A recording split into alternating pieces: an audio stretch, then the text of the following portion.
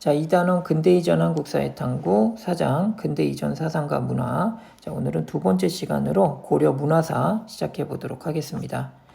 자, 교과서 생각 열기입니다. 자, 오늘날 연등에는 부처님 오신 날 열리는 불교계 행사가 되겠죠.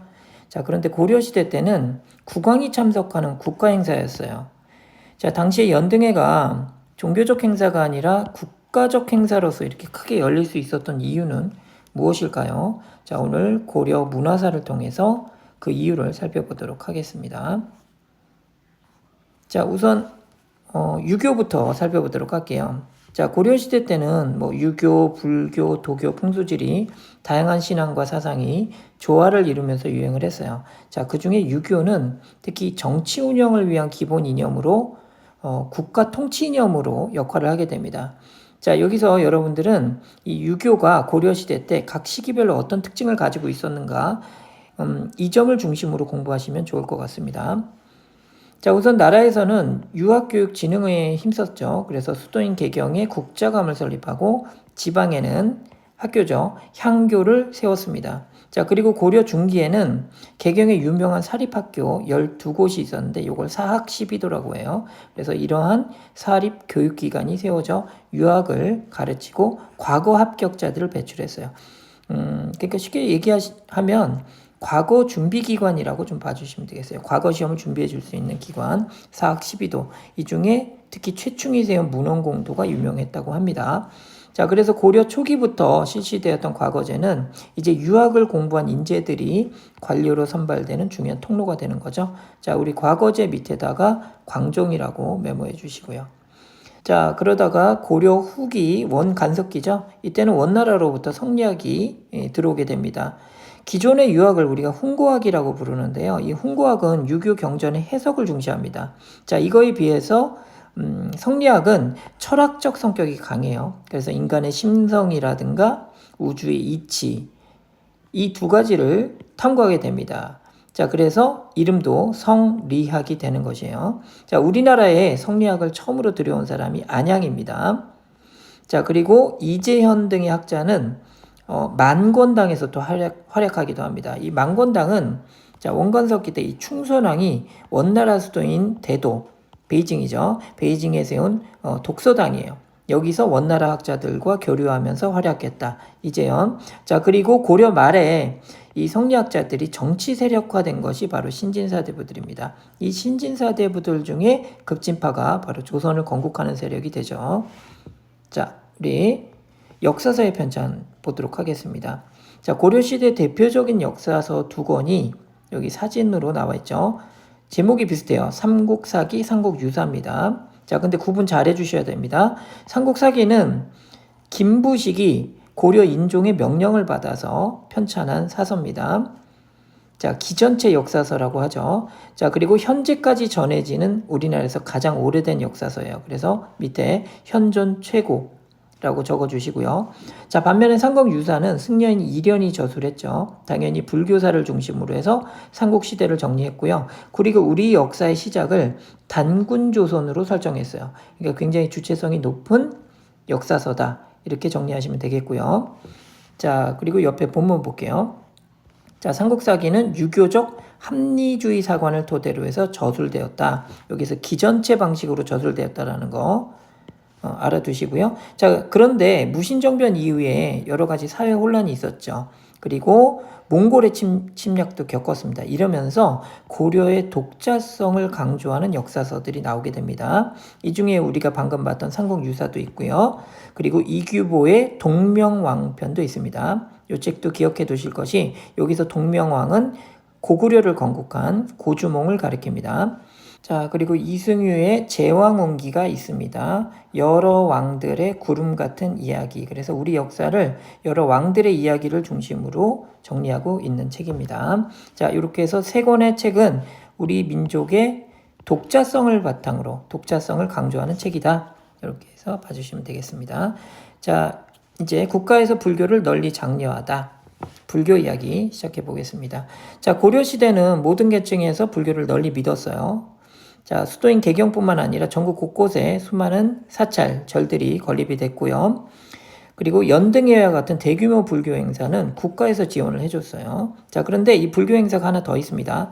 팔간회라는 불교 행사도 있습니다. 팔간회 한번 살펴볼까요? 근데 이거는 순수한 불교 행사는 아니고요. 도교라든가 민간 신앙적인 요소도 함께 가미가 되어 있습니다. 자, 그리고 고려시대 불교 사찰은 사회적으로 여러 가지 역할들, 사람을 돕는다든가, 그리고 교육이 이루어지는 장소가 되기도 했다. 이렇게 봐주시면 되겠고, 그리고 국가에서는, 승과를 실시해서, 승과는 고려시대 승려를 대상으로 실시했던 과거 시험이에요.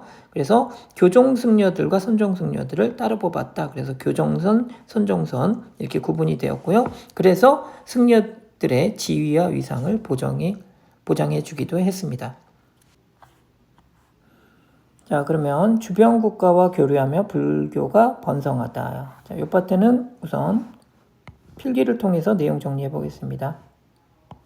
자, 고려 정기의 대각국사 의천입니다. 자, 이 승려가 해동천태종을 창시하십니다.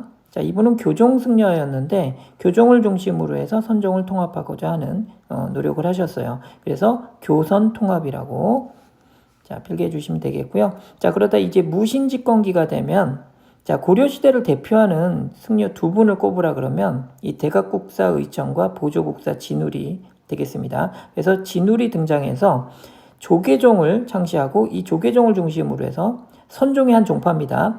선종을 중심으로 해서 교종을 통합하고자 하는 그런 노력을 하시게 됩니다. 그래서 선교통합이라고 메모를 해주시면 되겠고, 자, 이와는 별개로 불교를 순수한 불교를 만들자. 그래서 결사를 만들게 됩니다. 종교 공동체를 결사라고 하는데 수선사에서 만들어졌어요. 그래서 수선사 결사를 조직했다. 이렇게 해서 두 가지로 정리해 주시면 되겠고요. 자, 그러다 이제 고려 말기에 가면 원나라의 불교가 수용되기도 했고요. 그리고 불교계가 세속화되죠. 여러 가지 폐단이 나타나게 돼요. 성리학자들, 그 당시 성리학자들의 많은 비판을 받게 되고요. 조선시대로 이어지면서 이제 억불 정책, 불교를 억압하는 정책으로 이어지게 되는 원인이 된다. 이렇게 봐주시면 되겠습니다. 자, 그러면 본문 가보도록 하겠습니다. 자, 고려시대에는 교종과 선종이 함께 번성했어요. 자, 교종, 교리와 경전을 강조하는 종파죠. 불교의 한 종파. 그리고 선종은 그거에 비해서 수행과 깨달음을 강조하는 종파입니다. 요거 두 가지 메모해 주시고요. 자, 고려 정기의 대표적인 승려 의천입니다. 대각국사 의천이에요. 자, 여기 미리 보시면 이 대각국사 의천, 보조국사 진울 이렇게 앞에 대각국사라든가 보조국사와 같은 명칭은 돌아가시고 나서 붙여진 시호입니다. 이렇게 해서 함께 봐주시면 되겠고요. 자, 그래서 의천은 송나라에 유학하신 분이에요. 그리고 돌아와서 해동천태종을 창시하고 교종의 입장에서 선종을 통합하려고 했다. 아까 이것을 교선통합이라고 얘기했습니다. 자, 그리고 다양한 활동들을 하셨고요. 불교 발전에 이바지하셨고, 자, 무신정변 이후에는 교종이 쇠퇴하고 무신정권의 후원을 받았던 것이 이제 선종입니다. 자, 이때 선종의 승려였던 진울이 수선사, 송광사라고도 불러요. 그래서 이 수선사를 기반으로 해서 불교계 개혁을 위한 신앙공동체 운동, 결사운동을 전개하게 됩니다. 자, 그리고 선종의 분파인 조계종을 중심으로 해서 교종을 통합하려는 이론 체계를 세웠다. 이것이 이제 선교 통합. 아까 그렇게 설명을 드렸습니다. 그러다 이제 고려 말에는 원해 불교가 고려에 수입되기도 했고요. 이 시기의 불교는 세속적인 이익의 확대와 고리대 등의 폐단을 일으켜서 백성들을 힘들게 했고요. 이러한 부패는 성리학자들의 비판 대상이 되기도 했습니다. 자, 옆에 사진 보시면 자, 진울이 활동했던 수선사 결사의 중심 사찰이었던 송광사 혹은 수선사라고도 하죠. 이 송광사의 모습이 나오고 있습니다. 자, 다음으로 넘어갈게요. 자, 이제 불교를 마치고 도교와 풍수지리설 간단하게 설명드리겠습니다. 자, 고려시대에는 도교가 널리 유행을 했어요. 자, 그래서 도교 사원도 세우고 도교식 제사도 개최를 했습니다.